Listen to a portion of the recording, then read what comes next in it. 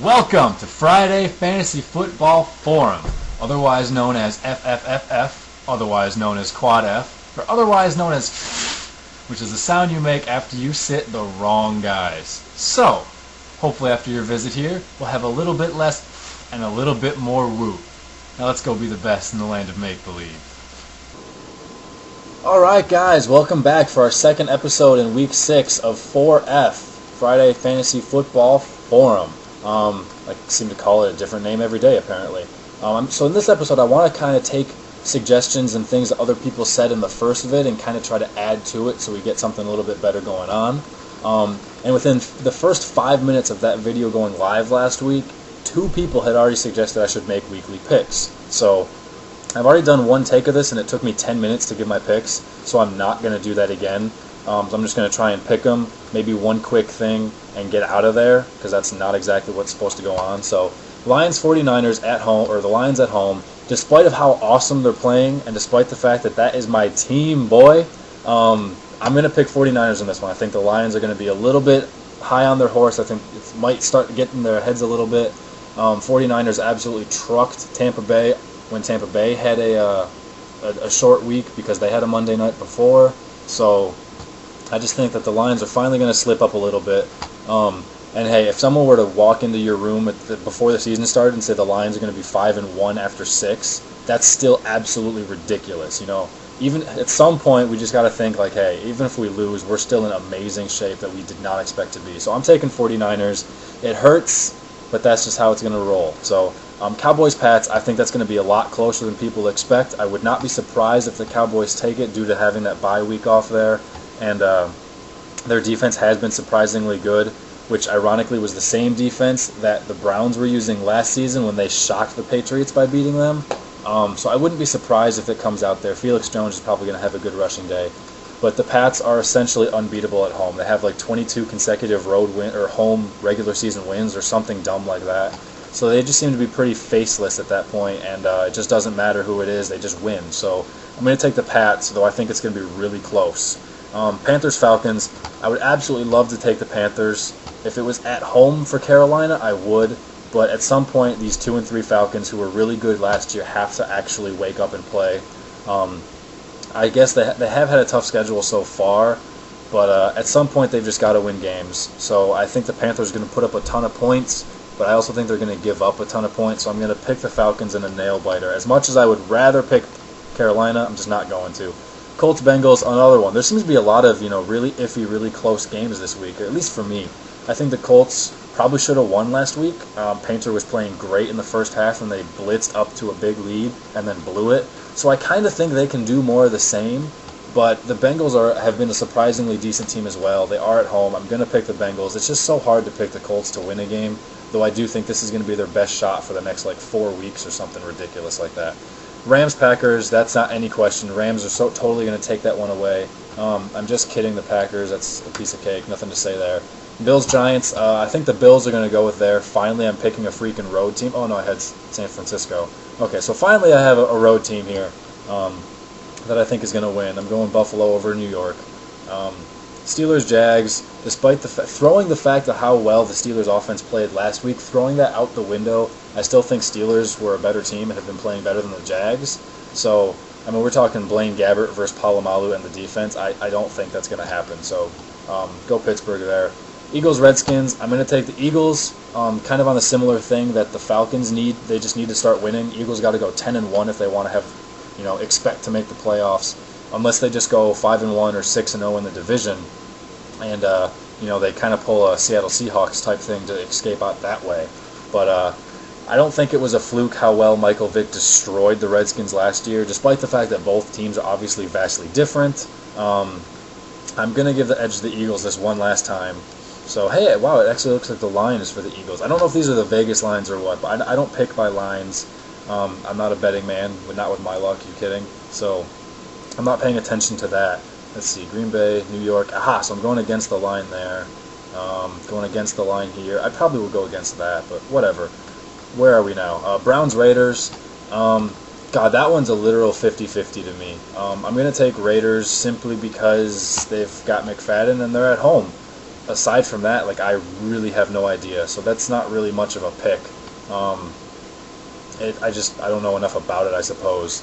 But plus, Cleveland Browns, Ohio. I'm a Detroit guy. Get the hell out of there.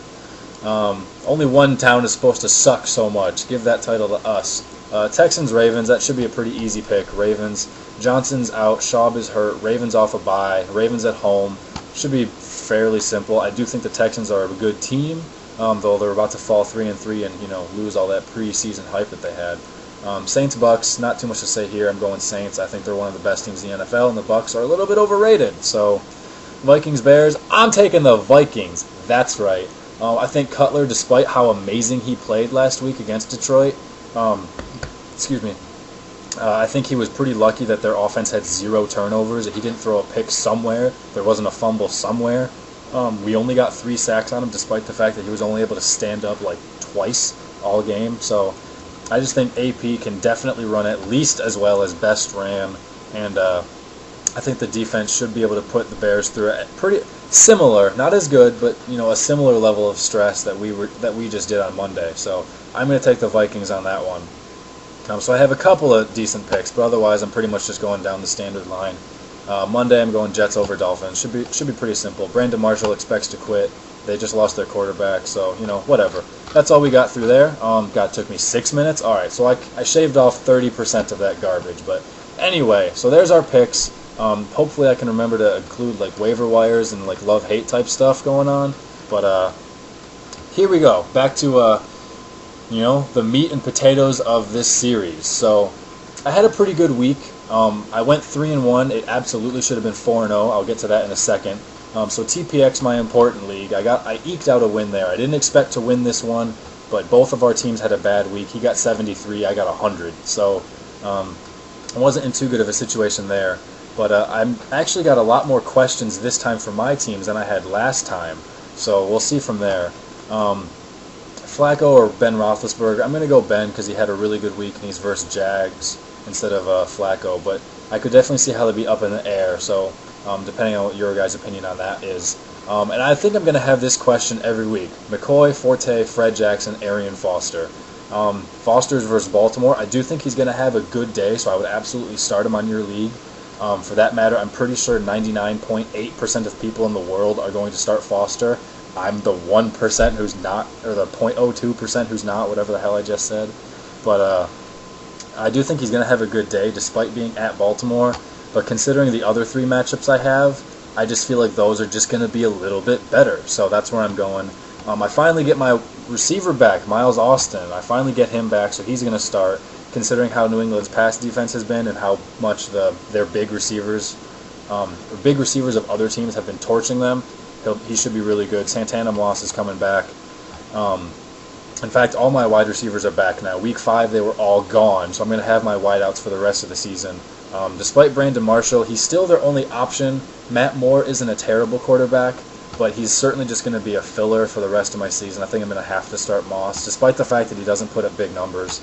So I suppose we'll see from there. I picked up Crabtree simply because I had Cobb as an extra spot on my line for that 1 week, which of course he got 4 points. At the time, Ben throws 5 touchdowns. Like, seriously? How many touchdowns has he thrown all season? 1, 2, 3. He's thrown 3 touchdowns in the season, and he'd been playing like garbage.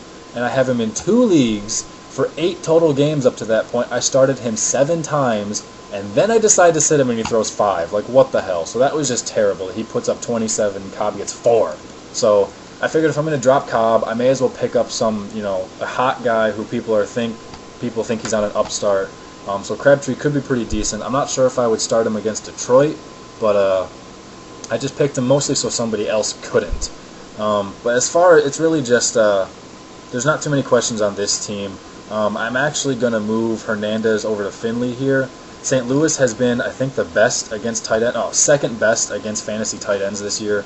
And Green Bay, I think one of the reasons Finley has been so bad is just that, whoa, what the hell's going on? Oh, crap, I got to sign in. The reasons Finley hasn't been so good is just because Brett Favre has been doing so amazing. Lol, just kidding. Aaron Rodgers has been doing so well with getting balls to the receivers, he hasn't had to go to the tight end. So Meanwhile, Dallas, I think, is really going to take away Wes Welker a lot, so that should mean more for the two tight ends. Taking a look at my preview to see where we are, I also don't think it's going to matter too much. He's only got one advantage on me, and that's over Cam Newton. Otherwise, I'm winning everywhere else. I've tried to switch these two guys in the order that they're standing, because if you switch them, then the projections will change. Granted, these are obviously just projections, so they're all bogus anyway. But then this check mark would go over to my side, and it would just look really funny. But I think I'm going to have a really good week in TPX over Makar. And, again, I'm not too worried if I lose a little bit starting Hernandez over Finley. I should be okay there. Lions defense, I hate you, but I got no other choice, really. There's nothing better I can pick up at this point. If I want to take a gander at what it is I can pick up, let's see here. What are my options? If I didn't want to start Lions, I could start Texans. I could start Redskins, but not against Philly. I suppose that'd be decent. Giants, not against Buffalo. So it's like there's a couple of decent defenses out here, but just not in the matchup that they have this week. So there's nothing really available for me on that one. Who else is on the waiver that's worth it? Manningham is on the TPX waiver. He hasn't been very good, and Cruz has been awesome now. So I wouldn't personally want to trust him to start him, but who knows. Grossman's on the waiver, but I think everyone in this league has two really good quarterbacks, so I just don't want to pick any of them up.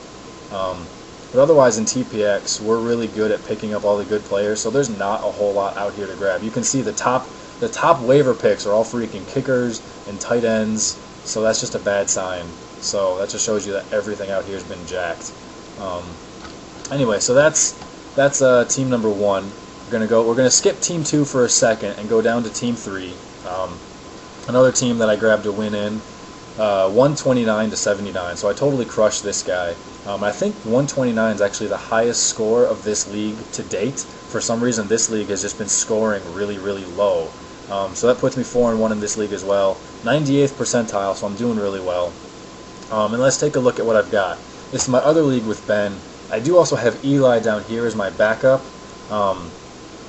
But he's versus Buffalo, and Buffalo gets a lot of picks. Granted, that was 4 from Brady and 4 from Vic, so I don't think that's going to exactly... I don't think that's necessarily accurate of how well their secondary's been playing, but I also just don't like Eli. Like, a lot of people don't like playing fantasy because they don't want to start guys on teams that they hate. I'm a Lions fan first and foremost, but I'm also a bit of a Patriots fan, so F Eli, I don't want to start him. It hurt when I had to start him last week, but he still did well despite the fact of benching Ben. I started Eli the last 2 weeks, but anyway, so as far as my running backs go, AP, you're going to start him 100% of the time. Felix Jones, I think he's going to have a good day against New England. Flex, I'll get there in a second. Hakeem Nicks has been pissing me off. He's been doing well, but not like lighting stuff up. He had 2 weeks in here that were really bad, and 2 weeks that were just 12 points is okay if you can't get 20 points every week. So sometimes you're going to have it.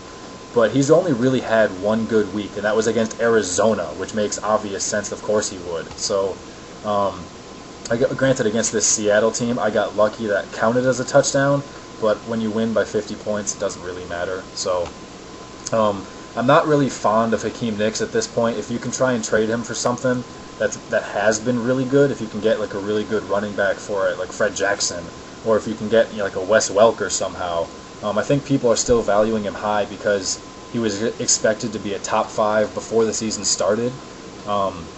He just hasn't been doing really well. In the same boat that Larry Fitzgerald, he was also expected to be a top 5 before the season started, and he's been really worthless. He's had one good game at 19, and everything else has been a disappointment. And he's really hurt me in a couple of leagues. I'm actually really glad in TPX that everyone wanted to pass up on Foster, and I was able to take Foster in the second round, because if he wasn't there, I would have picked Fitzgerald, and my team would be a lot worse. So that's just my little hate on those guys. But considering I do have Matthews and Fitzgerald in a bye, I'm kind of in a little bit of a bind on who I want to start for my second wide receiver. Colston is the Saints' number 1, but they're in the same boat as Green Bay in the fact that there's 4 receivers on that team, that any one of them can catch a ton of balls and have a great day. So it's just, I don't know if I want to start Santana Moss or Marcus Colston in that one. It's just, it feels really tough. Plaxico Burress, I wouldn't normally want to start him unless I had like a lot of receivers missing. But it's versus Miami, so it seems really tempting. But I just hate the Jets, so I don't really want to give him that benefit of the doubt. But it's going to be tough. I'm not quite sure where I want to go on that one, so that might need a little bit of help. Hernandez versus Davis. I didn't have Hernandez on this team last week. I think I actually saw him on the bench, so I think I picked him up, dropping a third. I think I had 3 QBs just because I wanted to prevent other people from picking him up. Anyway, so I'm not sure. I don't think Vernon Davis, he's been doing great the last 2 weeks, but prior to that, well, I guess 3 weeks he's been doing well. So he's on a really good trend, and it is against Detroit, and I'm still not really that high on our defense. I think that, if our line is going to do as well as it did against Chicago and get to Alex Smith, he's going to need to use Davis. So I think he could have a pretty solid game. What is he projected, actually? He's projected only 4 points, though, despite the fact that it says the Lions have been vulnerable to tight ends. That's why. Because they're missing a couple of their big wide receivers. But I don't know. I still think he'll do pretty well, despite the fact that I think Hernandez is going to do well, too. I don't know. That's certainly one of my 2 questions. Bengals versus Ravens. Houston, despite missing a couple of pieces, having some stuff injured, they still do have a very good offense. And the Ravens aren't known for getting a lot of sacks. They're known for getting their points and turnovers. And with Andre Johnson being hurt and having Foster existing again, I think they're going to feed him a lot, and he's not going to turn it over. So the Bengals, are playing the Colts, which I think is just a really good matchup. So while the fact that I picked the Bengals up last week just as a bye filler for the Ravens, since they had their week off, I think I'm actually going to keep them for another week. And then Neil Rackers, you always start him. He's one of the best kickers in the league. So there are a few questions here. Like, I think I could literally start any of these 5 dudes on my bench in place of what I have up here, especially Sproles up here at flex. It's just, there's just so many weapons on that team. The only reason I've been playing him is because he's lately been doing really well. He's got double digits up in there. So, I don't know. It could absolutely be Moss. It could be Burris. It could be, actually, I guess Moss or Burris instead of there. But could pick Colston over to there if I wanted to swap, and put in another guy over here. So, I don't know. There's a few options there, but that's how I'm going to roll with it. Let's take a look at this preview for a second. And it's actually going to be a really tough week. This guy is also 4-1. He's the first in the West. I'm first in the East. So as you can see, as far as projections go, it looks like he's going to have a little bit of an advantage. But it's going to be really close. Roddy White, Miles Austin, Santonio Holmes, Jimmy Graham, Redskins. So I don't know. It should be pretty close. As far as how well the teams have been doing, he's been up and down, and he hasn't really been better than 110. He's only passed it once, and his team seems to have the tendency to not do that well, whereas you just look at mine, and it's just been getting better and better and better, up to averaging, well, not averaging, but it's getting up there around the 120 to 130 average. So it's going to be a tough week, so I'm definitely going to need to micromanage my points, and it's not going to be one of the cases where, well, I got all these great starters, and if I get wrong on this pick, who cares? Because I'm going to be in such a good advantage, and this week I don't think so. It's going to be really tough. It's going to be really close. But taking a look at how these guys are performing, I've got 566 in this league so far through 5 weeks, so that's obviously really sweet. And then everyone else, essentially, on my Eastern bracket has scored over 500. Then you look at the West, and these teams just kind of stink. First place with under 500 in 5 weeks, so he's averaging like 96 points a game, 98 points a game, but he's freaking first overall. It's like, what the hell? Then we got 460, 440, 410, 360. Like, what the hell? So I'm just always in the really tough divisions. Go figure. So like these two guys are they're neck and neck. They're both at, oh well, he did just lose. Oh, that's right. But this guy at 4-1 is the guy who beat me at my 4-1. So it's a tough league. I'm in a bad spot, and of course I happen to be fighting the only good team on their roster. So it's just really tough in that regard. And then we're going to go to my other league, which is in the 99.9th percentile on ESPN. This team's just absolutely going nuts. I had a really scary week last week, though. Despite the fact that I'm averaging 130, I barely eked out over 100 last week. And going into Monday night, it was still questionable if I would even win at all. So I definitely had a bad week. and he had a bad week as well. I was expecting over 100 points from him, so I'm surprised, ironically, that I ended up pulling that week out, despite the fact of how good this team is. But that's just how it worked out. So as far as who I need to start, I don't think there's too many question marks here. This one's got the opposite of TPX. It's got Gronk in Finley instead of Hernandez in Finley, and I'm just going to go with Gronk on this one. Defenses, I'm going with the Vikings defense just because of how well Detroit played against Chicago, and I think they're going to get a couple of turnovers in there. I do like the Redskins defense, but they're not against Philly. So Romo versus Cam Newton, I'm going to have that issue for the entire season, I think. And so far I'm going to lean a little bit towards Cam Newton just for the moment. He's been playing a little bit better so far, so I'm going to keep it that way. LaShawn McCoy and Matt Forte, I'm fortunate to have them on 2 leagues, so obviously they're going to be starting. Calvin Johnson, Wes Welker, the top 2 wide receivers so far in the season, obviously they're going to be starting. Hansen, you don't have multiple kickers, so of course he's going to be starting. But the flex, there's a little bit of options I got here. I could go Holmes, I could go Percy Harvin, though I don't think he's going to do very well. I could go Crabtree, though I don't think he's going to do really well. So I'm going to go with Sean Green. He had a good week versus New England, which was kind of expected. So it's like him and Holmes, I think, would be the one I would want to fill in. But they're both Jets guys. They're both versus Miami, obviously. So it's kind of, they should both do pretty much the same type of thing. Why is it on schedule instead of projections? As much as I hate the projections, I do like seeing the numbers here. So there we go. Where else were we on this one? Take a gander at the match that I do have over here in my 5-0 league for the win. I'm fighting a dude who hasn't won a game yet. Looking at their average points, they had a really good week last week, ironically, scoring over or just at 100, 110. But aside from that, they're averaging like 90 points. Maybe a little bit over 80. Yeah, a little bit over 80, but not a whole lot. Whereas I've been in the 130 range, just barely under this 140 line the whole time. So I shouldn't really have a problem crushing this dude, although, ironically, his team actually doesn't look that bad. Sanchez sucks, but Frank Gore's been doing well. Steven Jackson, he's decent. A.J. Green's been doing really well, despite the fact it doesn't sound like he should be good. Macklin's probably going to have a big game against the Redskins. I don't like Brandon Marshall this week simply because he said he physically expects that he's going to get kicked out before halftime. He has a new quarterback. So despite the fact that he's their only option, and I did think he was good earlier in the season when he had a monster week 1 and 2, and I got those picks right. I don't know. Good kicker, decent defense, so I'm surprised it's only projected 3 points. That doesn't make much sense. So it might be a little bit closer than I'm expecting it to turn out to be, but I do think, I'm just looking at these projections and these points, I shouldn't really have much of a problem. I tried to find something where I had 15 points and I sub it in, so I have a whole slew of it, but I don't. So I should be pretty good in that league, but I think it's actually going to be kind of close, kind of tough. A lot of my games were actually really close, so I didn't make all the right decisions, such as sitting Ben Roethlisberger and starting Cobb, who is the freaking worst. Like, go figure. I sit the best and I start the worst. A couple of my decisions ended up being really crucial and saving me those few points that I do need. Here we're looking at our team. This Team Hill guy, as I said last week, he hasn't clicked back on the league since he drafted.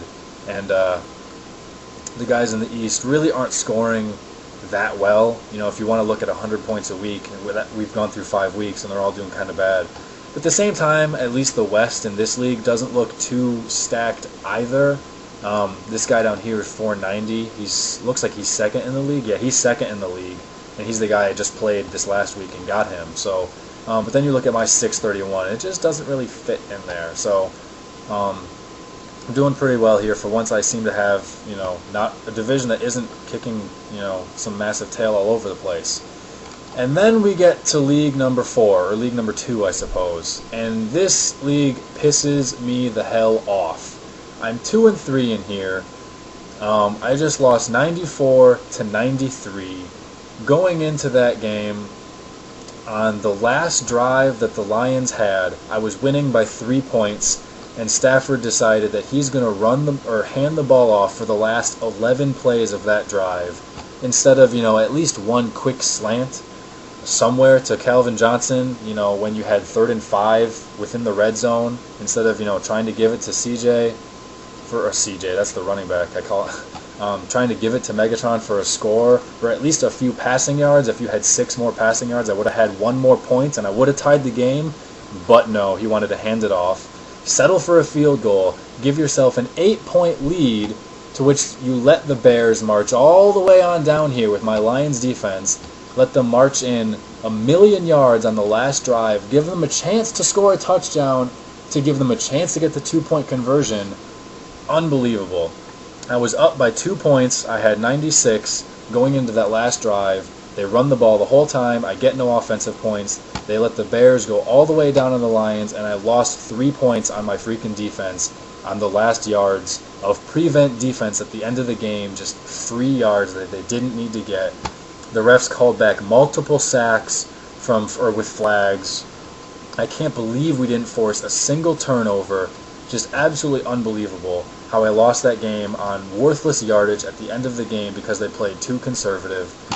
Oh my god, it pisses me off so freaking much. And this is the one league where I really need to start pulling these games out in order to, make the playoffs in it. I've just been getting hacked left and right. Like, I should be 4-1 in this league, and I'm not. So I'm just really pissed. Really, really pissed about it. For you guys who watched one of my earlier chess, I think it was on Monday night. Yeah, I think Monday night I posted a chess vid where I was just, pissed off, and I stated I was pissed off. Yeah, because I played that game right after this league, after that game turned off. So I've had all week to be pissed about it, and I'm tired of being pissed about it, but I'm still freaking pissed about it. So, whatever. There we go there. I'm going to start Stafford. I'm going to start Ray Rice. Glad he's back. I'm going to start Frank Gore. He should have a great day. Miles Austin, Steve Smith. There's not really any question marks there. Antonio Gates has a bye. He's also been worthless. If you can find a way to trade Gates for somebody who's been doing really well, do it. If you can get a New England tight end for it, if you can get obviously any of the top, I don't know where he's stated point-wise, or how well the other, let's see, how do I find what players have been doing really well? I know I got there at some point. I'll have to see if I can find that. But if you can get a top, I don't know about 5 to 10, but if you can get a top 5 pick or a New England tight end for him, I probably would try to do so. Because he's been literally worthless. What are his points?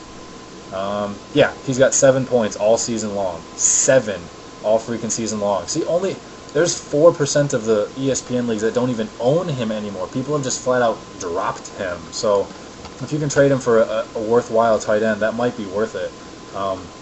Leaving me, I'm still starting Greg Olsen. Though there is a question mark I think I have on the waiver wire of, do I want to start Olsen or somebody else?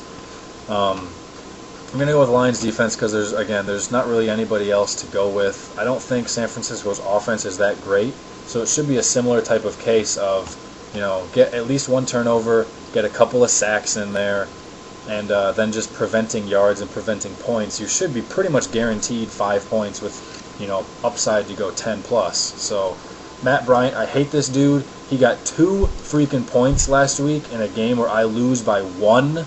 He gets 2. I'm tired of having him. I'm so sick of him. He's not doing very well. I thought he would be good, and he's just not.